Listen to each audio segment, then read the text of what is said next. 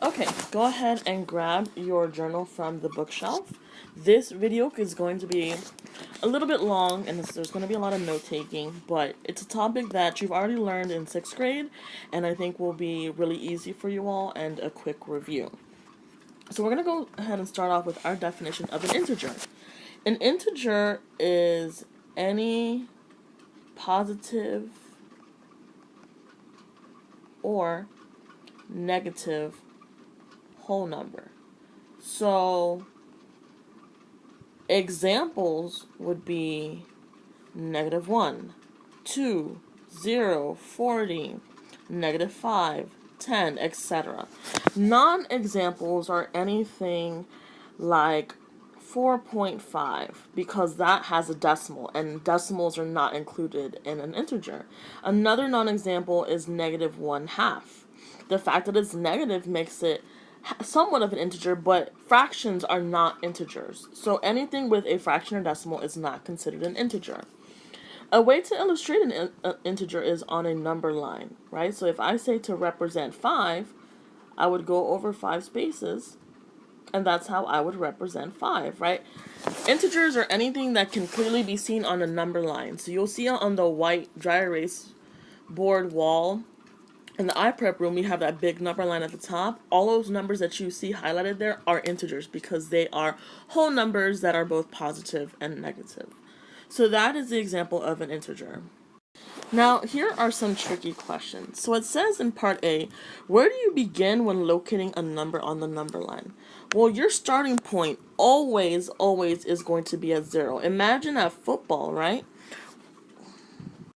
When you're playing football, you always start at 0. And then if you gain 7 yards, you're going to move +7. But your starting point, the amount of yards that you have in the beginning, is 0. So I'm always going to start my number line at 0. Counting up, when I count my numbers up, it means that I'm counting towards positive numbers. When I'm counting down, I'm counting towards negative numbers. Now, this particular slide you don't need to copy down in your journals. It's just for you to think out loud, or think to yourself, excuse me. To understand, when I say count up, I'm talking positive and counting down means negative.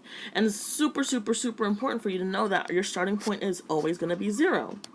So then it says, what do you call the distance between a number and 0? So if I tell you the distance between -5 and 0, right? What is that vocab word called?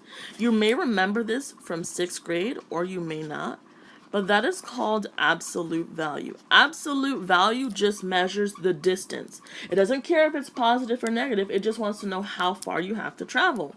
So if I ask you the distance between 0 and -5, how far do you need to walk to get to -5? The answer is 5. You only need to walk 5 steps, 1, 2, 3, 4, 5 to get to 5.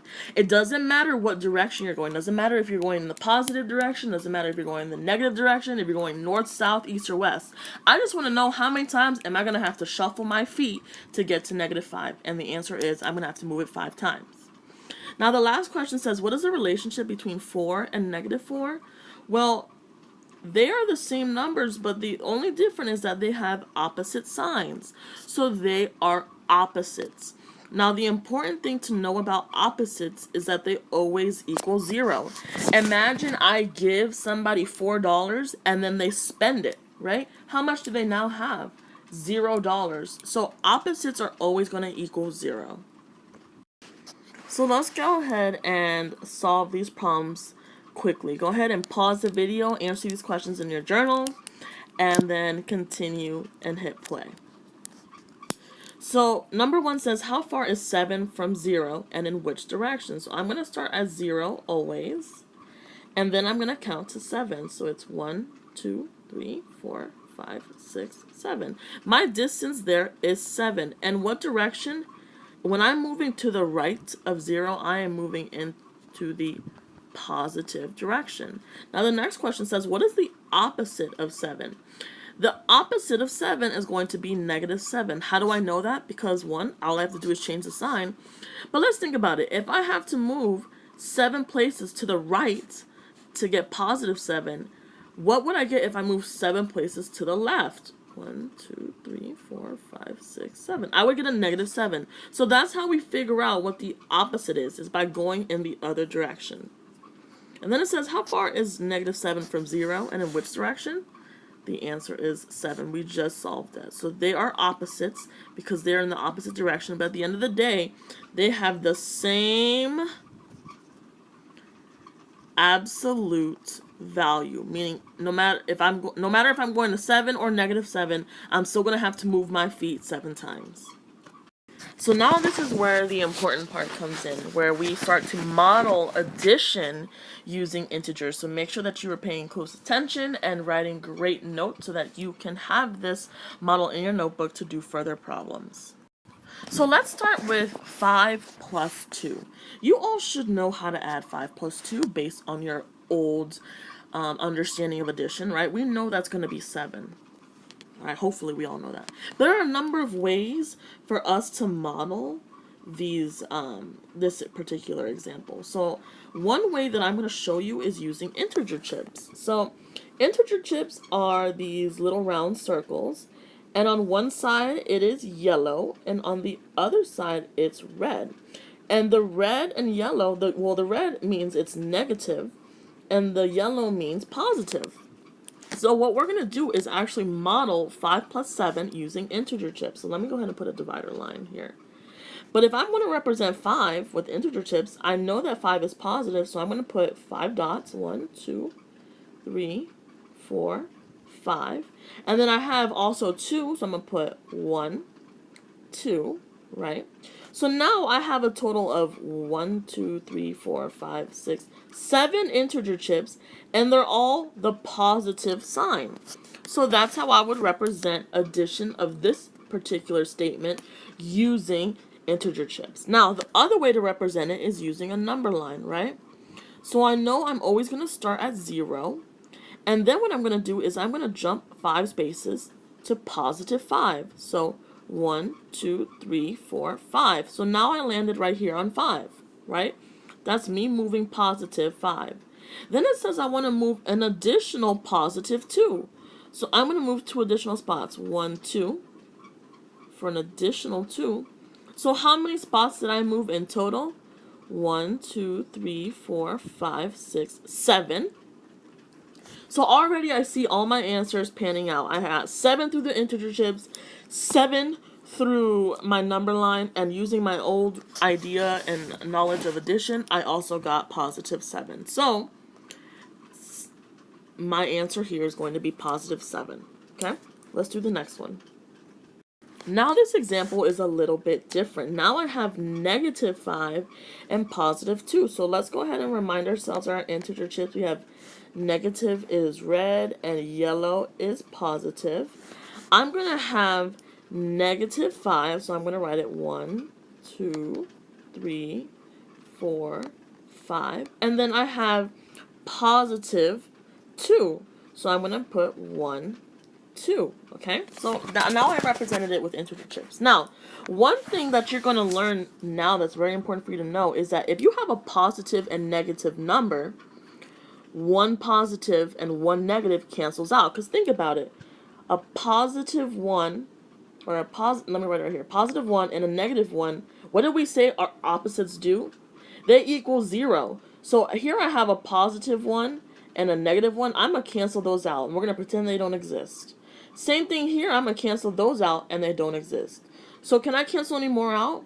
No.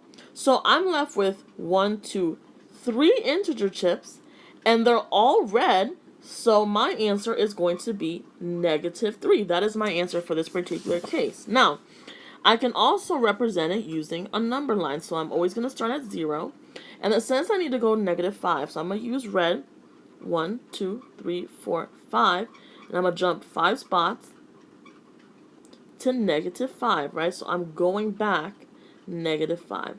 Then it says I want to go positive 2. So I'm going to start, I ended at negative 5. I'm going to move positively 2 spots. And that is going to end me right here at negative 3. So I got negative 3 here, negative 3 here, and negative 3 here. Okay? So What do we notice when we have, in the last slide, we had 5 plus 2 gave us 7, right? 5 plus 2 gave us 7.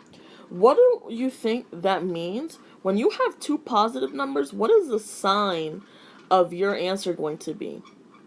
It's also going to be positive. So the rule is two positive numbers is going to give you a positive answer, okay? But in this case, we didn't have two positive numbers.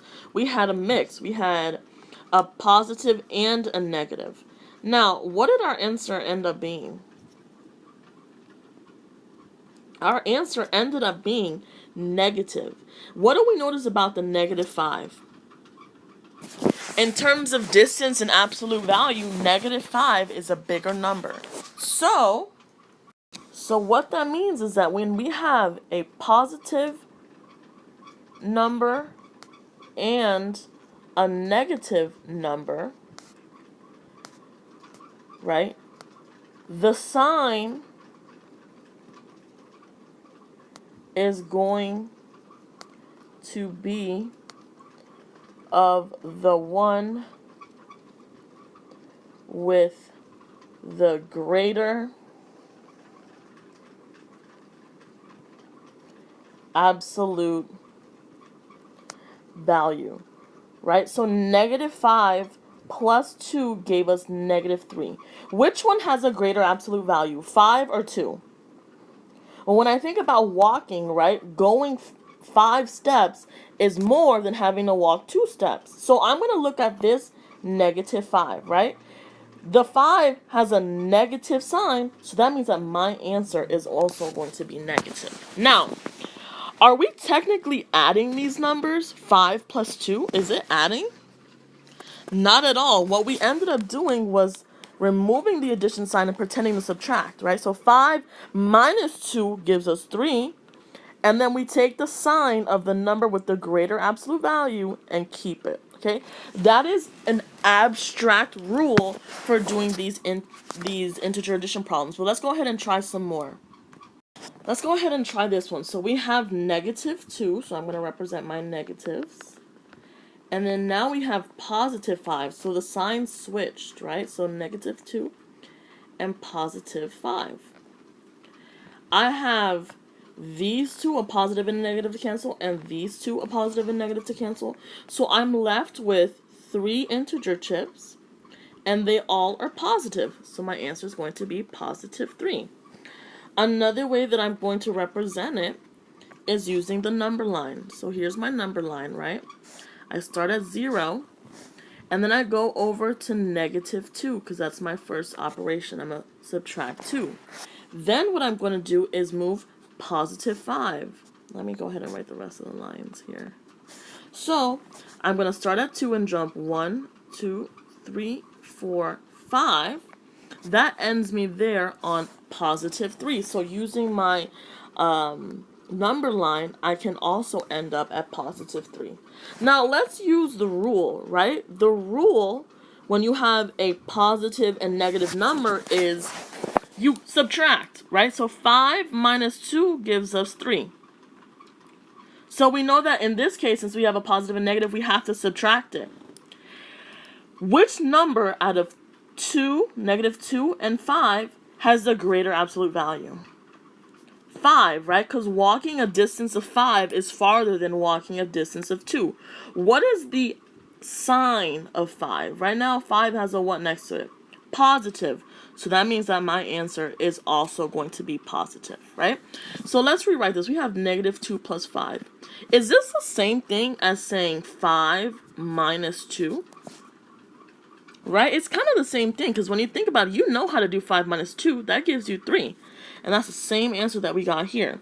So you can also do that where you're rewriting it so it makes sense. So it's written like a subtraction statement. Alright, let's practice this last one. So now it says that we have negative 5. So I'm going to write 1, 2, 3, 4, 5, negative 5. And then we got a negative 2, 1, 2. So now we have a total of 1, 2, 3, 4, 5, 6, 7 right? -5 plus -2, and they're all negative, so it's going to be -7. Using the number line, we're going to go from 0 and jump -5. 1, 2, 3, 4, 5. So I'm going to end up at -5. And then I'm going to jump back to the negative side an additional 2. 1, 2. So now I've ended at -7. Okay? So that, again, confirms with the integer shapes and with the number line that my answer is -7. Now, when it was 5 plus 2, we got a +7. So we said the rule was if both of the numbers are positive, my answer is going to be positive. So what do you think is going to be the rule for when both numbers are negative? What did we do in this case? Well, 5 plus 2 is 7, so we're going to continue to add, but all we do is just keep the sign, right? So if they're both negative, my answer is going to be negative. Imagine that I borrow $5 from my mom and $2 from my dad. I now owe, which is a negative sign, $7 to people in my family. So that's why when both of the numbers are negative, your answer is also going to be negative. Okay, so what I want you to do now is I want you to take a moment and answer this question in your journal, okay? When you add two integers, question A, what is your answer going to be if both of the numbers are positive? Part B says both of the numbers are negative, and then part C says one is negative and the other is positive. Go ahead and write down your response and then show your answer to your iPrep facilitator. Alright, and now you are ready to do the practice problem. So go ahead and do these 4 problems in your journal. I want you to model them using either the integer chips or the number line, whichever one you like better. And then I want you to solve it using the rule. So make sure to model. Step 1, model it. And then step 2 is to solve using the rule. Okay? Model and rule. Once you're done with this, show it to your iPrep facilitator so that they can confirm that you've done it correctly, so you're ready to move on to the next step.